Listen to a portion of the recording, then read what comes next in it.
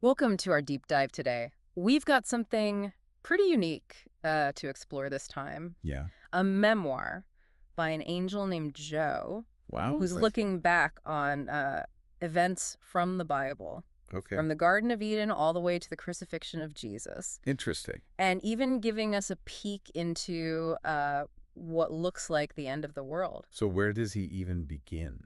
Well, it's interesting how he starts a story, actually. Yeah. Joe describes witnessing the judgment at the Great White Throne Huh? from an angel's perspective outside of time, as we understand it. Outside of time. Yeah, he sees all of human history just laid out before him Oh, wow. and describes the judging of souls across millennia. And that's happening. It's happening in what feels like seconds to him. I can't even imagine witnessing something like that. It's a powerful image. Yeah, it really makes you think about. It really makes you think about the vastness of time and that idea of eternal judgment. Right. What's also fascinating is how Joe emphasizes that even angels have emotions. Oh, really? You know, witnessing this judgment, even from his unique vantage point, Yeah. it evokes a profound sense of awe in him and reminds him of the immense sacrifice made for humanity. So it makes you wonder if an angel is moved by these events. How much more should we be as humans who are directly affected by them? That's a great point. It really highlights the weight and significance of these biblical events, even from a cosmic perspective. Okay, so let's dive into some specific stories. Okay. Joe takes us to the Garden of Gethsemane on the night before the crucifixion. Okay. And he paints a really vivid picture of Jesus's agonizing prayer. And he describes it as so intense that it literally caused him to sweat blood. Wow. You know, I've heard that before, but to hear it from that perspective. It just gives it a whole other weight. Absolutely. Now, Joe and the other angels were ready to intervene.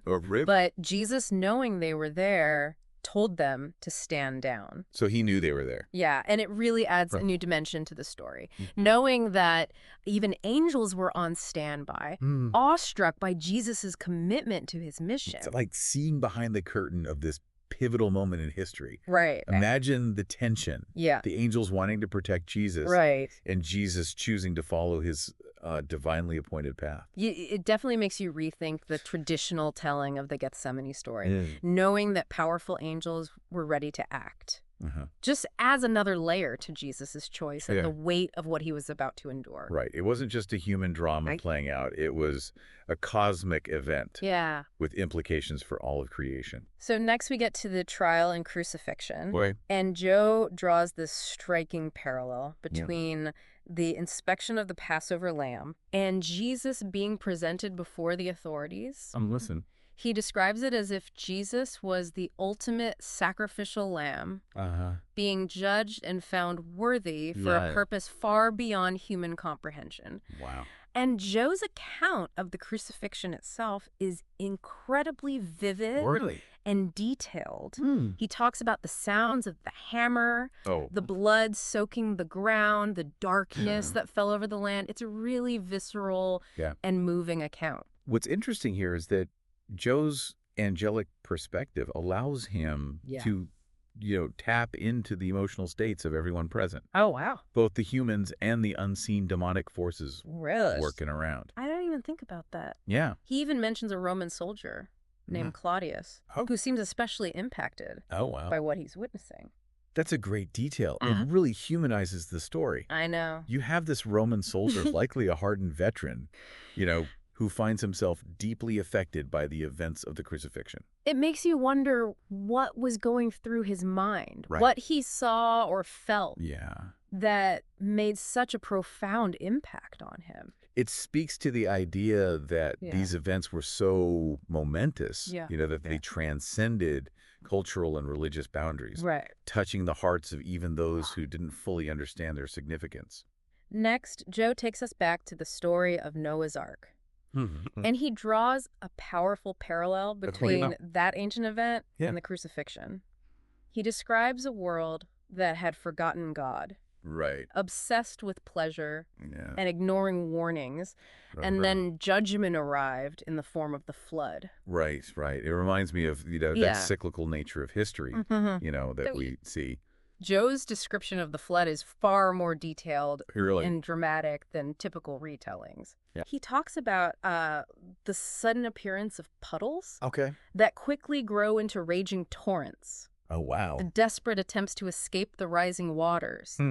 The animals gathering at the ark. Wow. It sounds like he's really transporting you back in time. Yeah. Making you feel the terror and chaos of that event. This vivid retelling of the flood really makes you think about that cyclical nature of history. Yeah. You know, Joe seems to be suggesting that humanity has a tendency to repeat its mistakes. Right. To forget the lessons of the past and fall back into old patterns of behavior. It makes you wonder You really do. if we're ignoring warnings in our own time. Yeah. Heading towards our own version of a flood. Yeah. What are the consequences of our actions individually Right. and collectively? That's a profound insight. Now let's talk about the darkness Okay. that falls at noon during the crucifixion. Hmm. It's described as this cosmic event. Yeah, not just a simple eclipse. You're right. Not just a simple eclipse. Right. Joe connects it to God's inability to look upon sin, emphasizing the profound weight of what Jesus was taking on in that moment. Right, right. He then draws a fascinating parallel to another Old Testament story, the Assyrian siege of Jerusalem. Okay.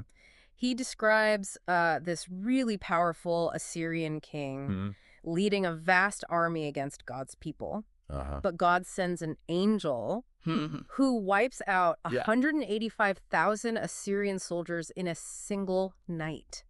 Wow. So it's interesting how he juxtaposes these two stories. I know. On the one hand, you have God's power to destroy, to bring swift judgment. Right. On the other hand, you have God's willingness to sacrifice, to absorb the weight of sin himself through Jesus. It makes you think about the complexities of God's nature, that balance between justice and mercy. Right.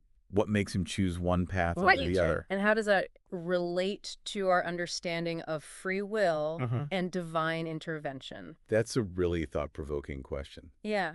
And one that Joe's memoir encourages us to grapple with. You know, it seems that he's urging us to go beyond simply reading these stories as historical events. Right. He wants us to engage with them on a deeper level. Yeah. Wrestle with their meaning and to consider their implications for our own lives. I think that's a great way to approach this memoir. It's not just a retelling of familiar stories. Right. It's an invitation to think critically, to ask difficult questions, and to search for deeper truth. Absolutely. You know, it's remarkable how Joe manages to connect these events from centuries ago to our lives today. I know, it's amazing. And he doesn't shy away from those tough questions. Right. We all have, like, why would a loving God allow suffering? Right. He tackles that head on, suggesting that even in the darkest times, there's a purpose, a plan unfolding that we might not grasp in the moment. You know, he brings up God turning away from sin during the crucifixion. Yeah. It wasn't out of abandonment, Joe says, Right. but a necessary consequence of God's holiness. That's a concept that's always fascinated me. Yeah. It speaks to the idea that God is so pure, so perfect, that sin is like a repellent to him. It can't exist in his presence. Exactly. And that helps us understand the magnitude of what Jesus did on the cross. He took on the weight of all that sin, all that separation from God so that we could be reconciled. Another thing Joe explores is the interplay between our choices and God's involvement in our lives. Right. It's not a simple cause and effect. Right. It's not a simple cause and effect situation. No. And he uses the story of Noah's Ark to illustrate this point. Joe reminds us that the flood wasn't a random act of God. Right.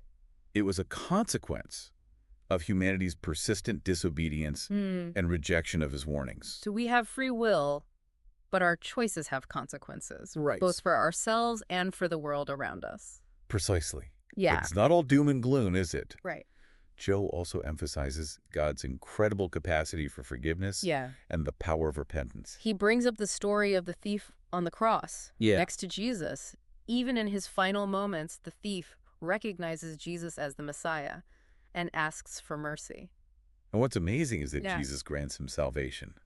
promising him a place in paradise. It's a beautiful moment of grace in the midst of this horrific scene. It shows us that it's never too late to turn back to God, that even in the face of death, there's hope for redemption. So let's talk about the resurrection itself. Okay. Joe's description is awe-inspiring. He talks about brilliant light, an earthquake, the Roman guards fainting from sheer terror. Wow.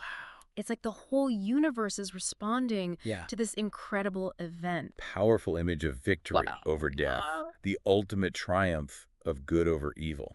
And the way Joe describes Jesus appearing to the disciples after the resurrection is so moving. He captures their initial shock, the disbelief, and then that gradual dawning of understanding and the immense joy that follows. It's a reminder that faith isn't always a straight line. No. It's often a journey full of twists and turns, doubt and certainty. And Joe suggests that angels might be guiding us on our journeys, helping us see the signs, hear the whispers of truth in our lives. I love that idea. It is a really beautiful idea. It's as though we have these unseen companions walking alongside us, pointing us toward the divine. Joe's writing is so effective. Because he doesn't just present these stories as ancient history. He connects them to our own experiences, our struggles, our hope. He invites us to consider the possibility that we're all part of this grand narrative. This cosmic drama that's still unfolding. It is. It's a little overwhelming to think about. It is. But also incredibly exciting. Absolutely. You know, it's a call to live our lives with intention, knowing that we're not just random specks in the universe. No. We're part of something much bigger. Something with eternal significance. You know, we've covered a lot of ground. From the Garden of Eden to the resurrection and beyond. So what would you say is the most important takeaway from Joe's memoir so far? For me, it's that persistent message of hope, even in the darkest of times, no matter what we've done, no matter how far we've strayed. God's love is always there. We just have to open ourselves to it. That's beautifully said. Oh, thanks. And it reminds me of how Joe ends this section of his memoir. Okay. He challenges us to consider our place in the grand scheme of things, and even suggests that perhaps an angel helped us focus on reading his very words. Wow. It's a powerful idea, isn't it? It is. The notion that we might be guided and supported in ways we don't even realize. It makes you wonder what other subtle influences might be at work in our lives. Exactly. It opens up a whole new way of looking at the world around us, seeing the potential for the divine in every moment.